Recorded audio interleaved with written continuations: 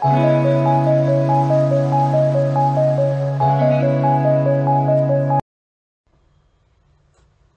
and comrades,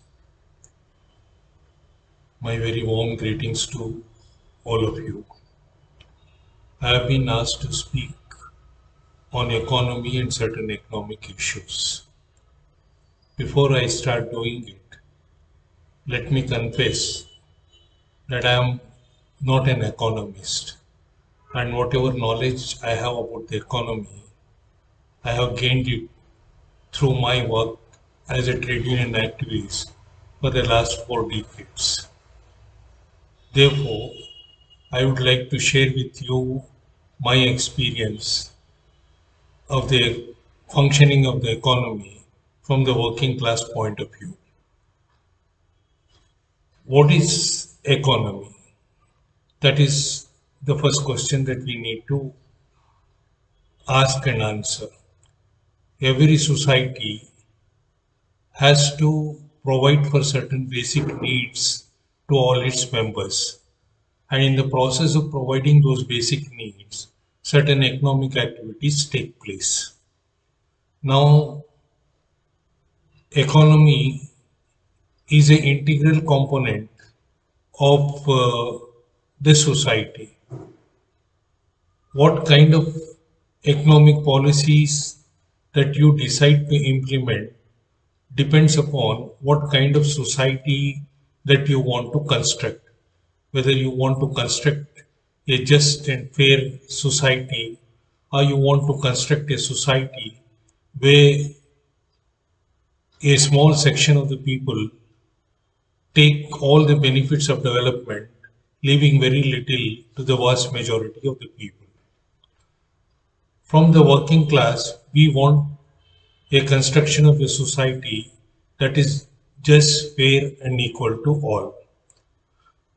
We, for the last several decades, have been fighting the government policies, especially from 1991 when India embraced the new liberal economic policies. Through our own experience, we have learned that neoliberalism is a retrograde ideology that is hostile to the interests of the working class. And for the last several years, the working class across the country have been fighting sectoral battles, united battles to force a pushback on these economic policies. But it is not just the Indian working class that is fighting these policies, the entire global working class is fighting these neoliberal economic policies. Because we, through our experience, we have gathered that neoliberalism has created huge inequalities between the nations and within the nations. And we are seeing a situation where there is a huge concentration of wealth both within the nations and between the nations in 1% of the population, and these people have got access to all resources, and in the process the inequalities are developing. And we have also seen that in the process that mass deprivation is taking place not just in our country but across the globe. Now, this neoliberal economic policy that we talk about, to understand it, it is necessary that we take a peep, at least briefly, into the history. This neoliberal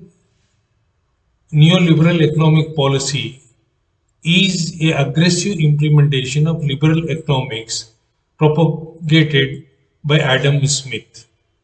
Adam Smith, who is considered as a father of modern economics, and many who consider him as a father of capitalism, he in 1776 brought out a book which he titled it as Wealth of the Nation. And this theory that he propagated through the Wealth of the Nation displays a economic system that was dominating the world economy from 16th to 18th century. And that economic system was mercantilism.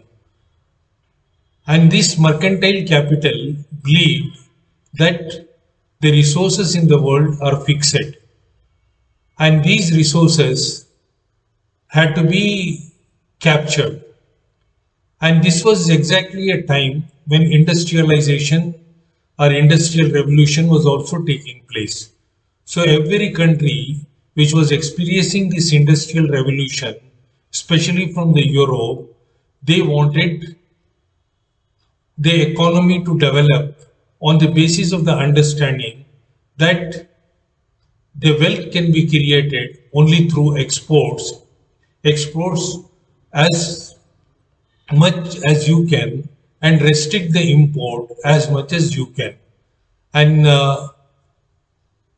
this also led to the colonization of the entire globe, because these industrialized nations, they wanted colonies for their raw material, and that raw material was being transported back to the parent countries, where they used to produce the goods, and the finished products again were being sent back to the colonies for sale and various parts of the world. And through that way they felt that wealth has to be created, and for that a strong government was necessary, because without government support and without the government backing, this mercantile capitalism cannot grow. And government support often had to come through military support, because the trade routes had to be safeguarded, the issues relating to the export and the import had to be safeguarded, and the conflicts that were coming up in the process of capturing the markets, that also had to be resolved through the military. So therefore, this system was operating. So Adam Smith challenged this system, and he said that the biggest problem for the growth of the economy is the government itself, and therefore the government has to be freed from the economic operations. And he, through his theory, the wealth of the nation, propagated that the government must stick to only three activities, and that is to safeguard the national borders. Number two, to implement or enforce the law and order.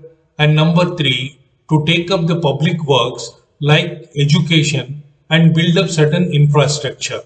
And he said everything else, the government has to distance itself, and it must be left to the market forces. Because Adam Smith said that every individual has got its own self-interest. And if every individual promotes his self-interest, works for his self-interest, then it will ultimately lead to the interest of the entire society. And that is how the invisible hand works for the development of the society. And he also said that there should be a division of labor. And the division of labor is that a person, if he is manufacturing a product, he should manufacture only that product, and somebody else has to manufacture other product, a third person has to manufacture another product, so that all the needs of the society can be met. At the same time, this will create the interdependencies, because a person who is manufacturing the cloth has to depend upon the food for somebody else for his daily necessities of life on somebody else. And that interdependency, Adam Smith said, will lead to stability. And that stability will lead to a affluent society, and every member of the society can be benefited. But in reality, that cannot happen, because all the members of the society cannot have equal access to the resources and the opportunities. And the people who have the resources and the opportunities, They control the means of production, and the people who do not have the resources and the opportunities, they sell their labor, and in the process, the exploitation increases. And when exploitation increases, automatically it means the concentration of wealth in few hands and mass deprivation on the other hand.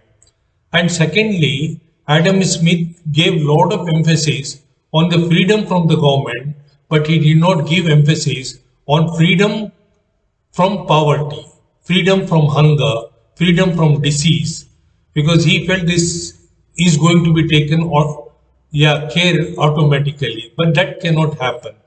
And in the process, inequalities have come about, and we see that this process of economic development that was adopted with the theory of Adam Smith led to a lot of inequalities across the world. And it also gave rise to corporations, both transnationals and the multinational corporations. And these transnationals and the multinational corporations, they became more powerful, more influential than the nation itself. And today we are confronted with a situation where we see that 1% of the global population control as much as 72% of the global resources, and the rest of the people have been by and large left out of the process of economic development simply because the state, the government refused to undertake the job as a distributor of social and economic justice. And this is exactly what we are also facing today. We, from the working class, we understand capitalism has failed to address the problems of the humanity, and the humanity today is facing a lot of problems, and that can come about only through an alternate model of development. Now, capitalism, we have seen through our own experiences that it undergoes periodical crisis, and this periodical crisis takes place because of the problems of overproduction, the problem of underconsumption. And the biggest contradiction of capitalism is that a worker is also a consumer.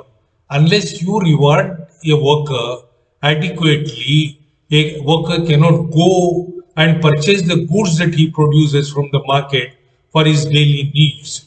And that brings about a crisis of underconsumption and a crisis of overproduction. And capitalism is prone to this crisis. And we have seen that from the time of Adam Smith, at least in America alone, 150 such crises have taken place. So this periodical crisis takes place under capitalism. But at certain times, the general crisis of capitalism also takes place, where the crisis will be overwhelming. It will not be restricted to one sector. It will not be restricted to one country. It will be all encompassing. And in 1929, such a crisis took place, which we call it as a Great Depression. And this Great Depression destroyed the economies worldwide, destroyed the livelihood of the people, destroyed the lives of vast majority of the people across the globe. And in order to overcome this crisis, capitalism had to adopt certain other methods. How this crisis impacted the people, what were the plight of the people, how the implementation of giving total freedom to the market impacted the life and living of the people, and the greater problems that the working class and the world economy face because of the Great Depression. This we will discuss it in the next session of this course. Until then, goodbye, wish you well, take care and be safe.